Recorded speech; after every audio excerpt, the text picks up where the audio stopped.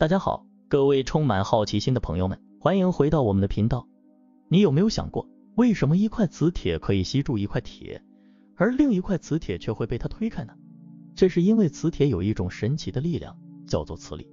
磁力是一种无形的力，它可以穿透空气和其他物质，让磁铁和其他物体相互吸引或排斥。磁铁是怎么产生磁力的呢？地球为什么有磁场呢？今天我们就来探讨一下这些有趣的问题。在我们开始之前，请确保点击订阅按钮并打开通知铃，这样您就不会错过我们以后所发布的所有有趣内容。什么是磁铁？磁铁是一种可以吸引铁并在其外产生磁场的物体。我们可以把磁铁想象成一个有两个极的小球，一个是指北极 N 极，一个是指南极 S 极。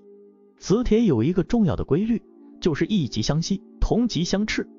也就是说，两个磁铁的 N 极和 S 极会互相吸引，而两个 N 极或两个 S 极会互相排斥。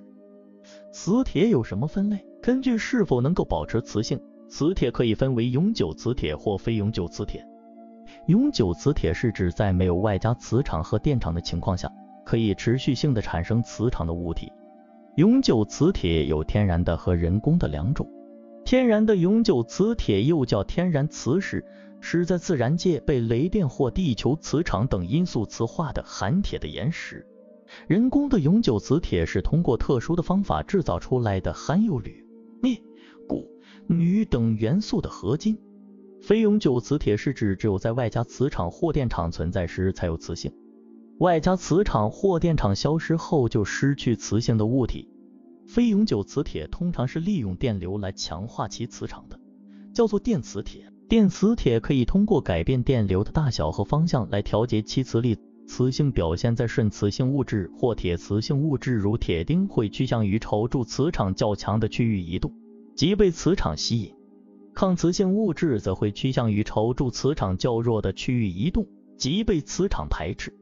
依照温度、压力等参数的不同，物质会显示出不同的磁性。我们会在后面对这些概念进一步讨论。现在您可能会想知道，磁力究竟来自何处？追根究底，磁有两种源头，第一是电流或移动的电荷会在周围产生磁场，第二是很多种微观粒子，尤其是电子具有内禀的磁矩、自旋磁矩，这些磁矩会在四周产生磁场。对于磁性物质，磁极化的主要源头是以原子核为中心的电子轨域运动和电子的内禀磁矩。与这些源头相比，核子的核子磁矩显得很微弱，强度是电子磁矩的几千分之一。通常情况下，我们可以忽略核子磁矩。导致磁力产生的关键因素之一是电子的内在特性，称为自旋。想象一下电子就像微小的陀螺，这个自旋可以是上或下。当电子自旋时，它们会产生磁矩，就像微小的磁铁一样。不同的原子中，电子的排列方式不同，导致其磁性也不同。有些原子中，电子的磁矩可以相互抵消，使得整个原子没有磁性，这些原子称为非磁性原子。这是因为两种机制，一种机制是遵守泡利不相容原理的结果，匹配成对的电子都具有彼此方向相反的内禀磁矩；另一种机制是电子趋向于填满磁壳层，达成径轨域运动为零。对于这两种机制，电子排列会使得每一个电子的磁矩被完全抵消。有些原子中，由于最外层电子为奇数，其磁矩不能完全抵消，使得整个原子有一定的磁性。这些原子称为磁性原子，它们可以表现为顺磁性或铁磁性。当磁性原子组成物质时，它们的磁矩并不是随机分布的，而是会形成一些小区域，叫做磁轴。在一个磁轴内，所有的磁性原子的磁矩都是方向一致的，形成一个强大的微观磁场。但是在不同的磁轴之间，磁性原子的磁矩方向可能不同，甚至相反，导致整体上的磁场相互抵消或减弱。因此，一般情况下，物质并不表现出明显的磁性。磁轴的存在是能量极小化的结果。只有当铁磁性物体是由多个磁轴组成时，则由于磁荷不会形成于顶面与底面，只会形成于斜虚界面，所有的磁场都包含于长方块内部，整体磁性才会达到最弱。这种状态称为比磁轴，是最小能量态。但是如果我们用一个外加磁场来作用在物质上，就会发生一些变化。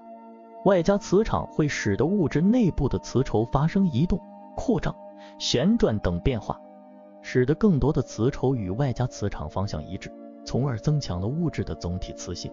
这个过程叫做磁化。当外加磁场消失后，有些物质会恢复到原来的状态，失去了磁性，这些物质叫做顺磁性物质。碱金属元素和除了铁、钴、镍以外的过渡元素都具有顺磁性。在顺磁性物质内部，由于原子轨域或分子轨域只含有奇数个电子，会存在有很多位配对电子。遵守泡利不相容原理，任何配对电子的自旋其磁矩的方向都必须彼此相反。位配对电子可以自由地将磁矩指向任意方向。当施加外磁场时，这些位配对电子的磁矩趋于与外磁场呈相同方向，从而使磁场更加强烈。假设外磁场被撤除，则顺磁性也会消失无踪。一般而言，顺磁性与温度相关。由于热运动造成的碰撞会影响磁矩整齐排列，温度越高，顺磁性越微弱；温度越低，顺磁性越强烈。有些磁性物质则会在外加磁场撤离后，仍旧保持一部分或全部的磁轴与外加磁场方向一致，仍然有一定的磁性。这些物质叫做铁磁性物质或永久磁铁。在铁磁性物质内部，如同顺磁性物质，有很多位配对电子。由于交换作用，这些电子的自旋趋于与相邻位配对电子的自旋呈相同方向。铁、镍、钴等元素就是铁磁性原子。每一种铁磁性物质都具有自己独特的距离温度。假若温度高过距离温度，则铁磁性物质会失去自发磁矩，从有序的铁磁相转变为无序的顺磁相。这是因为热力学的无序趋向大大地超过了铁磁性物质降低能量的有序趋向。铁磁性材料本身可以成为磁铁，并且是我们在日常应用中常见的材料，比如冰箱贴。因此，当您把磁铁贴在冰箱上时，它实际上会改变铁磁性材料中磁轴的电子排列，并产生一个吸引磁铁的磁场。与之相反的是抗磁性。抗磁性是物质抗拒外磁场的趋向，因此会被磁场排斥。所有物质都具有抗磁性，可是对于具有顺磁性的物质，顺磁性通常比较显著，这样的抗磁性。例如惰性气体元素、抗腐蚀金属元素、金、银、铜等等，甚至水和有机体都具有显著的抗磁性。当外磁场存在时，抗磁性才会表现出来。假设外磁场被撤除，则抗磁性也会消失。在具有抗磁性的物质里，所有电子都已成对，内禀电子磁矩不能集成宏观效应。抗磁性的产生是由于在外磁场的作用下，环绕着原子核的电子，其轨域运动产生的磁矩会做拉莫尔进动，从而产生额外电流与伴随的额外磁矩。这额外磁矩与外磁场呈相反方向，抗拒外磁场的作用。一个有趣的例子是在1997年，科学家制造出了一只反重力青蛙。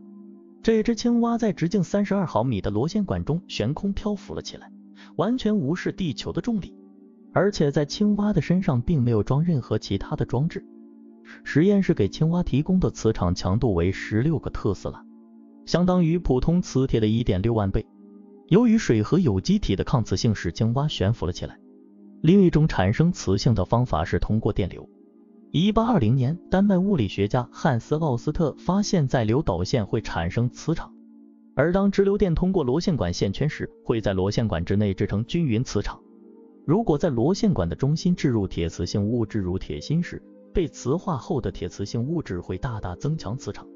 因此，电磁铁一般由环绕铁锌的线圈构成，电磁铁所产生的磁场与电流大小、线圈圈数及中心的铁磁体有关。由于线圈的材料具有电阻，这限制了电磁铁所能产生的磁场大小。但随着超导体的发现与应用，将有机会超越现有的限制。电磁铁属非永久磁铁，可以通过控制电流将其磁性启动或是消除。